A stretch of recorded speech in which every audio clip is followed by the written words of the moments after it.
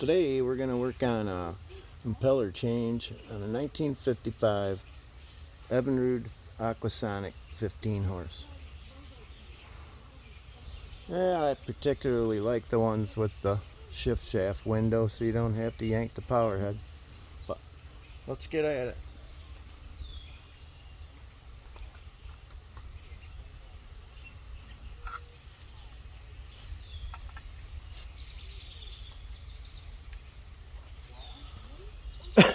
Let's take these two screws out and it'll expose the shift connector.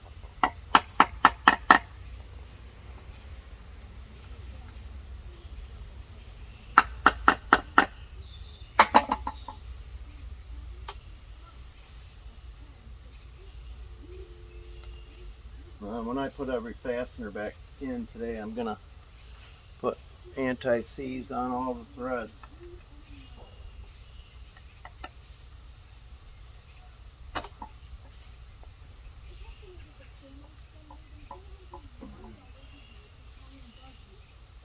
I was working on a 1967 9.5. It's right down here. I had 9 busted and or stuck fasteners all together on that one.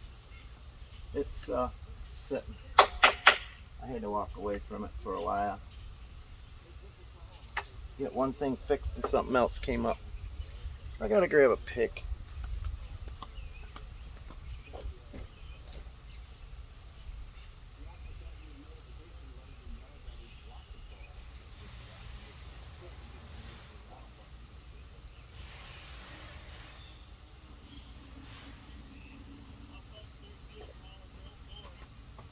There we go.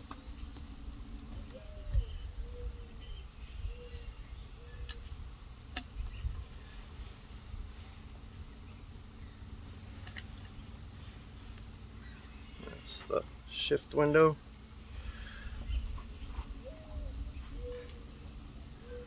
Just want to take the bottom screw out. Okay, some of them are dual head. This one's hex only. I gotta grab a socket.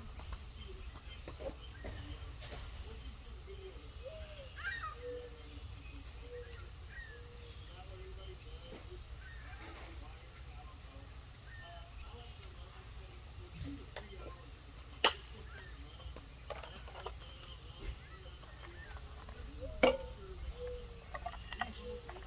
think it's 3/8. Use a 1/4 inch drive. Get it in there.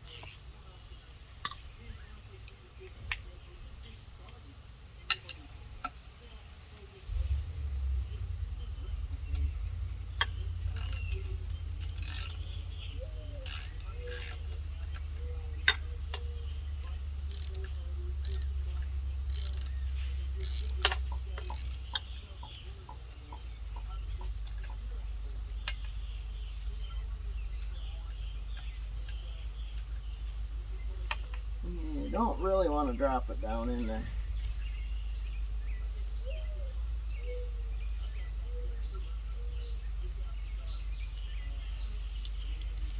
It's kind of hard to get out.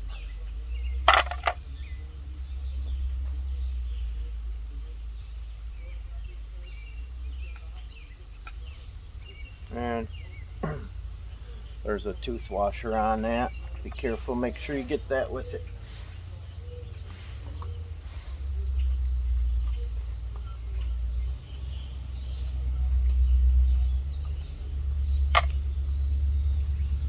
Okay, and then next we take off the 4 bolts. There's 2 here, 2 here, and then there's one more up there.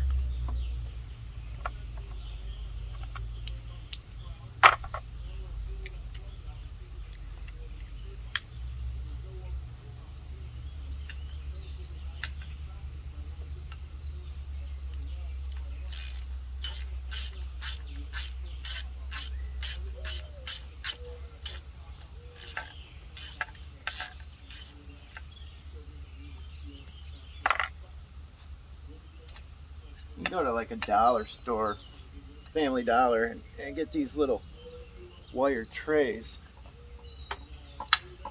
But due to inflation, the dollar store now costs $1.25. But I get these.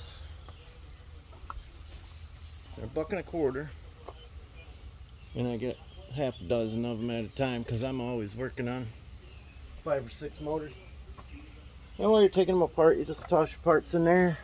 It makes it nice when you go to find them again.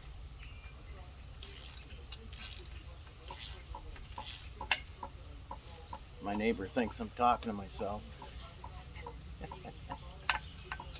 I guess I am right now, really. When you think about it. Okay, 2 down, 2 to go. Nothing broke yet. I got this motor given to me. When I was a kid, I had a motorcycle and mini bikes and all that kind of stuff. And there was this guy in town that I live out on the water, it's 5 miles from town, but there was this guy, every time I break something or needed something welded, his name was Ronnie. He's still around. His name's Ronnie. He would always weld it for me or fix it, or if I had to have something like a gear pulled out or something, I didn't have the right tools. He was always there to do it. Well, he drove by here one day and I was outside and he says, "Stop by later, I got something for you." So I went up there and he gave me 6 motors, like 3 motor stands, a bunch of gas tanks. 3 of them were pressure tanks with all the hoses and everything. Oh, that set only goes up the 1/2 inch. Right back, I gotta get a 9/16.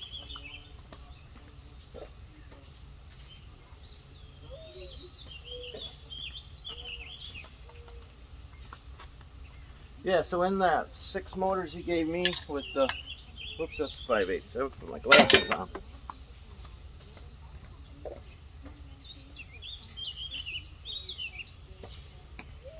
There was 1 Martin,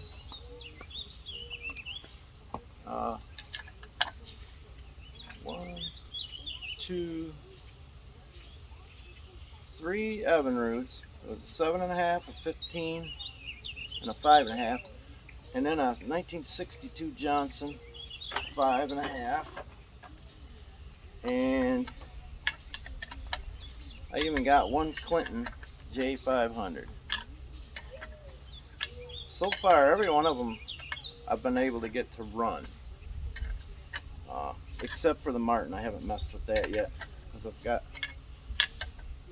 I got 8 or 9 Martins right now, so it's just not on the top of the list.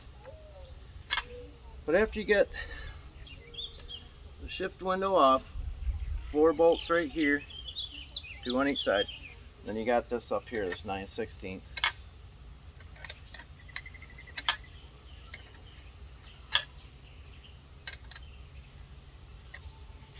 Yeah, he just gave me all that stuff, didn't ask for any money. Got some newer style OMC tanks. Even got a Chrysler tote tank, a weird sized one, I think 3 gallon or something, metal. And here we go. O-rings stayed on, grommet's still there, and the water tube is still in. Alright, this is where we're going to be getting that impeller out of. We're going to move this party inside.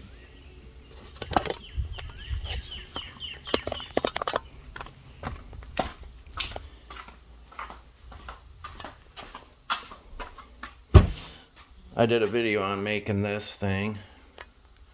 T-Mike did a video for me.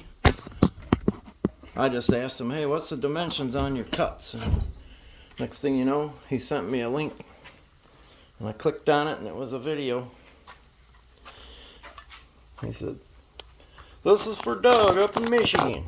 I thought that was pretty cool. Alright, let me size that down.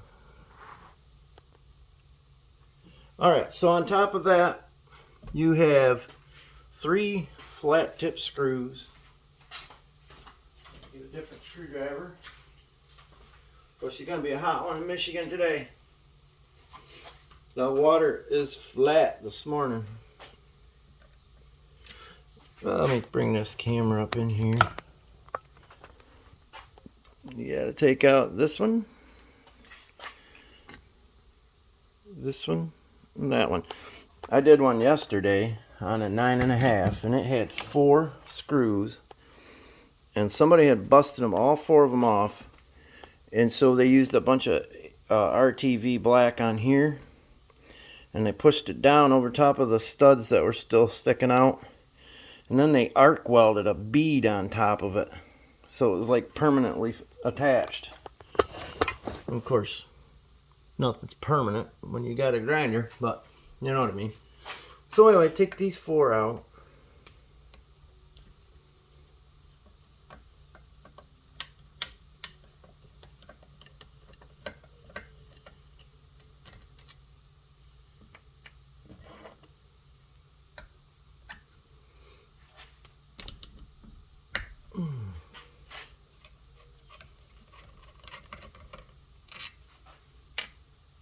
I don't fast forward through anything because when I started learning how to do this, I couldn't stand it when the YouTuber assumed that we all knew what was going on. Obviously, if we're watching them videos, it's because we need to know how things come apart just as much as we need to know how they go back together. Okay, now there's an O-ring at the top. I just ordered the impeller. I didn't get the whole kit. So you got to take this off and set it aside.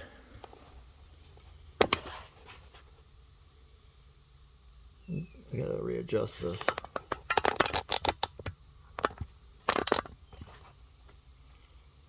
I've got an OtterBox on my phone, and the camera doesn't fit very good in the, or the phone doesn't fit very good in the tripod. Ooh. The O-ring's a little bit hard. I hope I don't break it.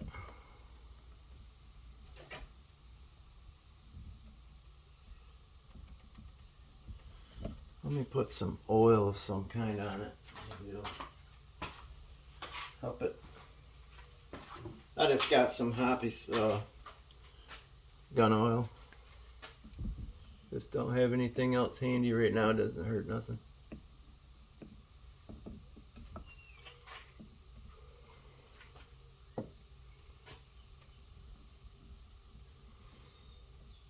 I think marineengine.com wants something like $10.99 plus, you know, $9 shipping for this little O-ring, or one similar to it for another part of the lure. Well, that's the end of that. This video is going to have to move to part 2 to be completed, but yeah, it's hard and it broke. Boy, I'm having some luck with the old brittle components, I'll tell you. Well, anyway, we can still get it in there. Oh, look at that. I wonder why it wasn't pumping. I'll move the camera up in there and show you. This is why you don't want to... I mean, I paid $10 for the impeller. And you want to make sure you get all these pieces out of there too, because it'll plug up the passageways.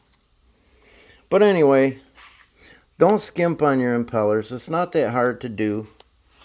The first time you do it, you might be a little apprehensive, you know. You might be afraid to try it or just worried you're going to screw it up. But don't worry about it.